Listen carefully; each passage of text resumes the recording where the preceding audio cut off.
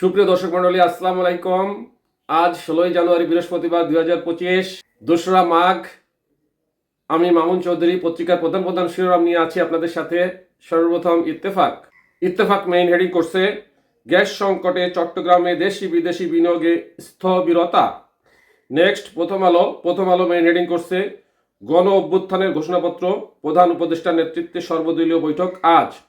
এরপর আছে যুগান্তরের main heading, যুদ্ধবিরতি চুক্তির মধ্যেও ইসরায়েলি বর্বর হামলায় নিহত 20 ফিলিস্তিনি। নেক্সট ভোরের কাগজের মেইন হেডিং, গণ অভ্যুত্থানের সনদ তৈরি হবে, যার ভিত্তিতেই নির্বাচন, প্রধান উপদেষ্টা। এরপর আছে জনকণ্ঠের মেইন হেডিং, কিভাবে সংস্কার প্রক্রিয়া শেষ করা হবে জানালেন উপদেষ্টারা। নেক্সট ইনকলাব মেইন হেডিং করছে, প্রধান উপদেষ্টার কাছে 4 সংস্কার কমিশনের প্রতিবেদন। এরপর আমাদের সময় মেইন হেডিং, ফেব্রুয়ারিতে সংলাপ, দ্রুত ভোট চায় রাজনৈতিক দলগুলো। এরপর আছে সমকালের মেইন হেডিং, রাজনীতিতে নিষিদ্ধ হবেন মানবতা বিরোধী আদালতে দণ্ডিতরা। এরপর আছে কালের কণ্ঠের হেডিং, সংস্কারে নতুন বাংলাদেশের চার্টার। নেক্সট জায়দিন হেডিং করছে, দেশের সাংবিধানিক নাম পরিবর্তনের সুপারিশ সংস্কার কমিশনের। এরপর মানবজমিন মেইন হেডিং করছে, 4 সংস্কার কমিশনের রিপোর্ট জমা, ঐক্যমত্য গণ অভ্যুত্থানের সনদ, তার ভিত্তিতে নির্বাচন।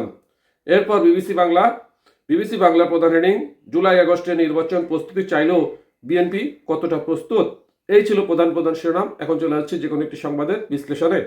সুপ্রিয় দর্শক মণ্ডলী, আমি অলরেডি জানিয়ে দিয়েছি যে বিএনপি জুলাই আগস্টে নির্বাচন চাচ্ছে, সে ব্যাপারে তারা কতটা প্রস্তুত, এ ব্যাপারে বিবিসি বাংলা নিউজ করছে।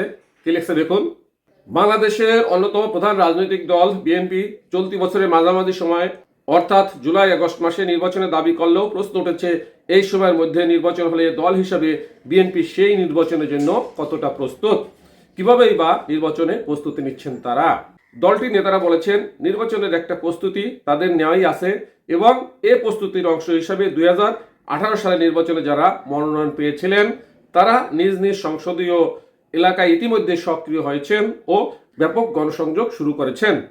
বিএনপি নেতারা বলেছেন, 2018 সালের নির্বাচনের প্রার্থীদের পাশাপাশি দলের সহযোগী সংগঠন ছাত্রদল থেকে উঠে আসা নেতাদের সামনে নির্বাচনে প্রাধান্য পাবেন।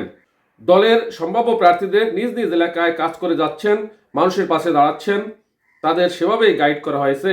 এটা নির্বাচনী প্রস্তুতির অংশ, বিবিসি বাংলাকে বলেছিলেন দলটির জাতীয় স্থায়ী কমিটির সদস্য ডক্টর খন্দকার মোশাররফ হোসেন। এভাবেই চলছে বিএনপি নির্বাচনী কার্যক্রম। যে যেখানে থাকুন, ভালো থাকুন। সাথে থাকার জন্য ধন্যবাদ। আসসালামু আলাইকুম।